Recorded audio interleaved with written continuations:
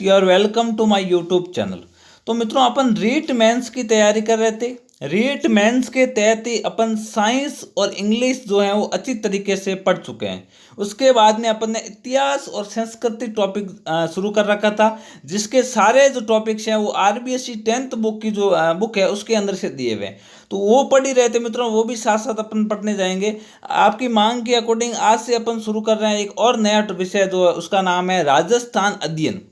मित्रों, जिस प्रकार साइंस मैंने आपको 6 से लेकर 8 तक की जो है एनसीईआरटी की बुक से करवाई है, उसी तरह राजस्थान अध्ययन का जो टॉपिक रीट लेवल 1 और लेवल 2 में ये डाला गया है सेम टॉपिक, वो भी जो है वो राजस्थान की एनसीईआरटी की 6 से लेकर 8 तक की जो सामाजिक विज्ञान की बुक्स चलती हैं भूगोल वगैरह की, उन्हीं बुक्स में से टॉपिक दिया हुआ है। तो अपन दो टॉपिक जो है इन्हीं बुक्स में से करेंगे, और इसके साथ में मैंने कुछ जो है अपनी तरफ से प्रीवियस में आए हुए क्वेश्चंस और फैक्ट और डाले हैं मित्रों, ठीक है ना, तो वो भी पढ़ेंगे। तो ये वीडियो जो है लगभग 10-12 मिनट या 15 मिनट से बड़ा नहीं होगा मित्रों। ये 15 मिनट का एवरेज वीडियो आपका बहुत फायदेमंद होगा। यहाँ से जो 99% क्वेश्चन मित्रों आएगा, बाहर नहीं आएगा। और कुछ क्वेश्चन बाहर भी कोई भी आ भी गया तो ध्यान रखना, फिर वो कोई नहीं कर पाएगा। तो ये छोटा सा वीडियो आपके लिए इंपॉर्टेंट है, चाहे आप रेट लेवल L1 या L2 दोनों से हो, आपके लिए ये वीडियो इंपॉर्टेंट है। उसके अलावा आप किसी भी एग्जाम की तैयारी कर रहे हो जिसके अंदर राजस्थान और राजस्थान अध्ययन टॉपिक है, तो वो भी आपको वीडियो जो है इम्पोर्टेंट है। तो राजस्थान अध्ययन के अंदर पहला टॉपिक है राजस्थान एक परिचय, ठीक है। तो कहने का मतलब मोटा मोटे तौर पर राजस्थान का जो है वो अपने को परिचय पूछा है, ऊपरी ऊपरी तौर पर राजस्थान के जो है बारे में कुछ क्वेश्चंस पूछे हैं, तो उन क्वेश्चंस को अपन अच्छी तरीके से पढ़ेंगे। ये जो अपने आज का वीडियो बनाया है ये मैंने क्लास 8 जो है उसकी भूगोल की बुक जो है उसका दूसरा लेसन है मित्रों। शैम का शैम दूसरा लेसन ये लिखा हुआ है राजस्थान एक परिचय, और शैम की शैम हेडिंग उठाकर अपने रीट के सिलेबस में डाली हुई है मित्रों, ठीक है। तो ये वीडियो मैंने पूरा वहीं से बनाया है, उसके साथ में कुछ प्रीवियस ईयर्स के क्वेश्चन डाले हैं। तो मित्रों वीडियो को एंड तक जरूर देखें, अपने खास मित्रों के साथ शेयर करें, और चैनल को अभी तक सब्सक्राइब नहीं किया तो सब्सक्राइब कर ले। तो शुरू करते हैं। क्षेत्रफल की दृष्टि से भारत का सबसे बड़ा राज्य कौन सा है? आप सबको पता है, लेकिन कई बार ये क्वेश्चन एग्जाम में आया हुआ है। ऑप्शन ए राजस्थान, ठीक है ना। तो इससे संबंधित कुछ फैक्ट पढ़ लेते हैं, है ना। सिर्फ एमसीक्यू भी नहीं, एमसीक्यू के साथ में मैंने कुछ नोट करके फैक्ट भी लिखे हैं। स्वतंत्रता से पूर्व राजस्थान में 19 रियासतें, 3 ठिकाने व 1 केंद्र शासित प्रदेश जो कि अजमेर था मित्रों, ठीक है। नेक्स्ट क्वेश्चन है हमारा, राजस्थान को कितने भौतिक स्वरूपों में बांटा है?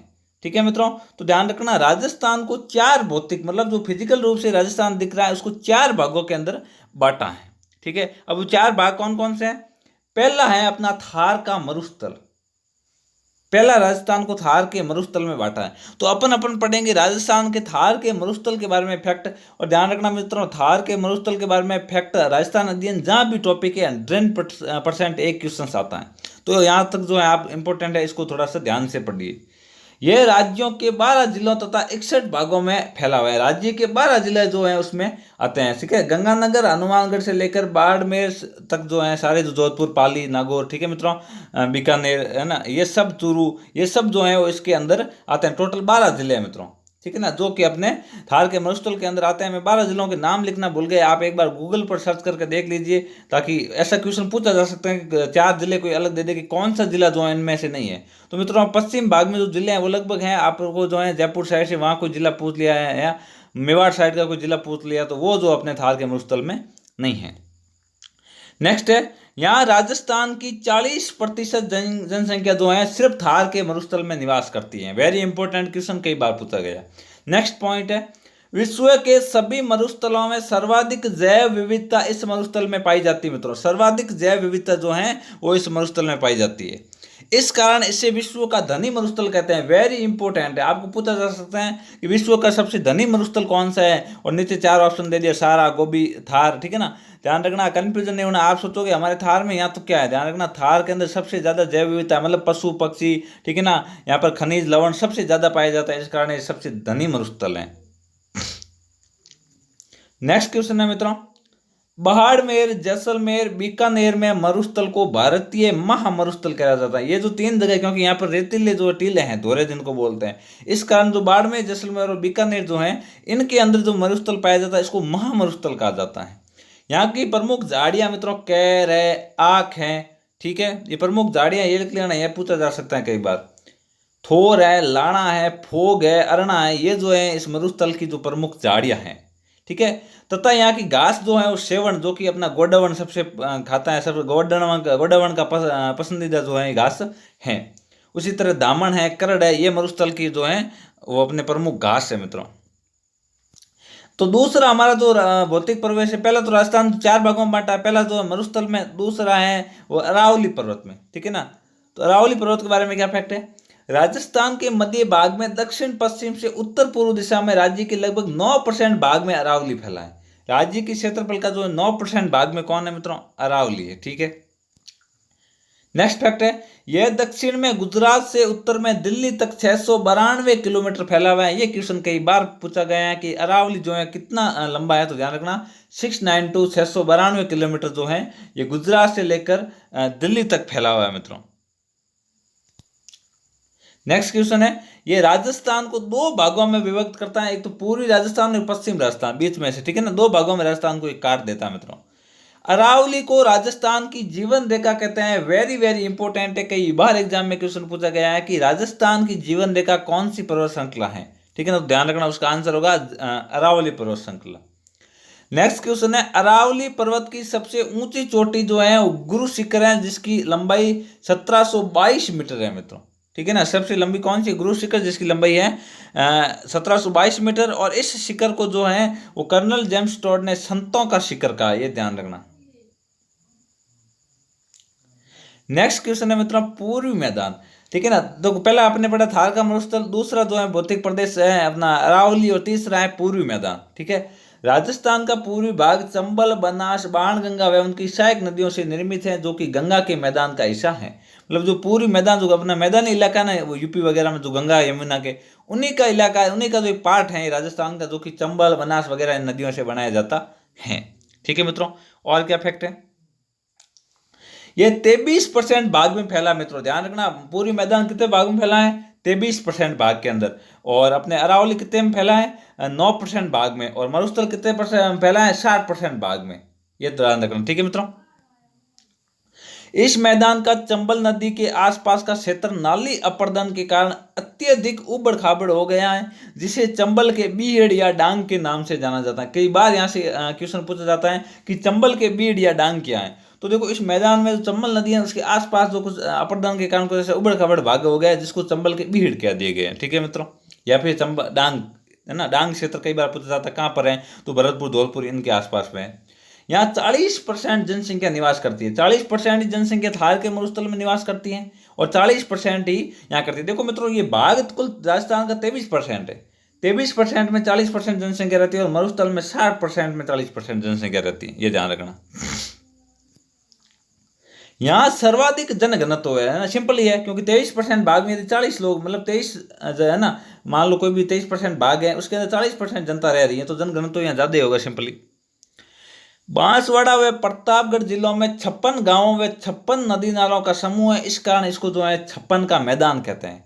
ये कंफ्यूज मत होना, बांसवाड़ा जो प्रतापगढ़ जो है यहाँ पर 56 गांव और 56 नालों का जो समूह, इस कारण जो है यहाँ की जगह को 56 का मैदान कहते हैं। और 56 का जो पहाड़ है ना, वो कहाँ है, तो वो ध्यान रखना बाड़मेर में है। और नेक्स्ट हमारा चौथा जो भाग है भौतिक प्रदेश, वो है दक्षिण पूर्वी पठार या हाड़ौती का पठार। ठीक है ना, तो ये चार दो भागों में भौतिक प्रदेश अपने राजस्थान को बांट दिए गए। ध्यान रखना, पहला थार का मरुस्थल, दूसरा अरावली, ठीक है, तीसरा पूर्वी मैदान, और चौथा दक्षिण पूर्वी पठार या हाड़ौती का पठार। ये पठार राज्य में लगभग 7% फैले हुए हैं। ठीक है ना, कितने परसेंट फैले हुए? देखो मित्रों कि मरुस्थल 60% में फैला हुआ है। ठीक है ना, 23% में फैला हुआ पूर्वी मैदान, 9% में अरावली, और 7% में जो अपना ये दक्षिण पूर्वी पठार ये फैला हुआ है। राज्य के अन्य पठार जैसे उड़िया, आबू, भोराट, मेसा, उपरमाल है ना, ये सारे राजस्थान के अन्य पठार है मित्रों। जैसे उपरमाल का पठार ये बाड़मेर में है, ठीक है, मेसा का पठार चित्तौड़ में है, ठीक है ना, आबू का पठार सिरोही में है, ठीक है, भोराट का भी जो सिरोही में है। ठीक है मित्रों, तो ये जो कुछ मुख्य पठार है। अब कुछ अन्य बिंदु जो इससे संबंधित पढ़ लेते हैं। राजस्थान में जलवायु जो है वो 5 प्रकार की, अब भौतिक प्रदेश को 4 भागों में बांट दिया गया है, जलवायु 5 प्रकार की है। यहाँ से भी कई बार क्वेश्चन पूछा जाता है, ये थोड़ा इंपॉर्टेंट है, ध्यान रखना। मरुस्थल जो है उसके अंदर जलवायु शुष्क या अर्ध शुष्क रहती है। जयपुर व आसपास का क्षेत्र जो है यहाँ जलवायु उप आर्द्र रहती है मित्रों, मेवात भी कह सकते हैं। ठीक है, सवाई माधोपुर से उदयपुर तक का जो जगह भाग है उसके अंदर जो है आर्द्र रहती है, मतलब नमी टाइप जो है जलवायु रहती है। और बांसवाड़ा से झालावाड़ जो है यहाँ पर अति आर्द्र है ना, इस प्रकार की जलवायु यहाँ रहती है मित्रों। तो ये पांच चार पांच प्रकार की जलवायु होती है, ये भी ध्यान रखना। ये आपको क्वेश्चन ये पूछा जा सकता है कि जयपुर व आसपास के क्षेत्र में किस प्रकार की जलवायु पाई जाती है, और चार ऑप्शन दे दिए, शुष्क, उपाद्र, आर्द्र, अति आर्द्र। तो ध्यान रखना राइट आंसर को उपाद्र। और ऐसा क्वेश्चन कई बार एग्जाम में पूछा जाता है और कंफ्यूजन भी होते हैं लोगों में। तो ये जो क्वेश्चन है वेरी इंपॉर्टेंट है, इन क्वेश्चन को आप एक बार लिख के और पढ़ लीजिए। नेक्स्ट है राजस्थान की औसत वर्षा। राजस्थान की जो औसत वर्षा है ना वो 57.51% होती है मित्रों, और मरुस्थल के अंदर 50% होती है। ठीक है, ये थोड़ा सा इंपॉर्टेंट क्वेश्चन ध्यान रखना। टोटल की जो है औसत है वो 57.51 है, और मरुस्थल में सिर्फ 50% है। शीत ऋतु में होने वाली वर्षा को मावट या पश्चिमी विक्षोभ कहते हैं। ठीक है, और हिमालय से आने वाली जो पवन होती है ना उसको शीत लहर बोलते हैं। ठीक है, ये कुछ पॉइंट्स है, आप ध्यान रखना। और यहाँ का जो औसत तापमान है मित्रों वो 30 से 40% रहता है वो गर्मियों में, और सर्दियों में यहाँ पर तापमान 10 और 15 डिग्री के पास रहता है, कभी कभी 0 डिग्री के आसपास भी आ जाता है मित्रों। ठीक है, तो ये मित्रों 11 मिनट के आज तक अपने जो इसके फैक्ट पढ़े हैं। आज काफ़ी जो वीडियो बड़ा हो गया है 11 है ना 11 मिनट का। कल के वीडियो में इसके जो सारे ये प्रीवियस के क्वेश्चन है मित्रों है ना, ये सारे क्वेश्चन जो है प्रीवियस में आए हुए हैं मित्रों, और ये राजस्थान के परिचय से संबंधित हैं। 30 क्वेश्चन से टोटल मैंने लिया है, ये कल वीडियो में अपन करेंगे। आज का वीडियो थोड़ा सा बड़ा हो जाएगा, ठीक है ना। और फिर कोशिश करेंगे अगले जिस वीडियो में कम फैक्ट्स होंगे उस वीडियो में अपन क्वेश्चन साथ में कर लेंगे। ये क्वेश्चन अपन कल वाले वीडियो में करेंगे मित्रों। तो आज के लिए बस इतना ही। Thank you for watching. मिलते हैं नेक्स्ट वीडियो में। प्लीज़ वीडियो को ज़्यादा से ज़्यादा शेयर करें, और चैनल को सब्सक्राइब नहीं किया तो सब्सक्राइब कर ले। Thank you for watching. मिलते हैं नेक्स्ट वीडियो में।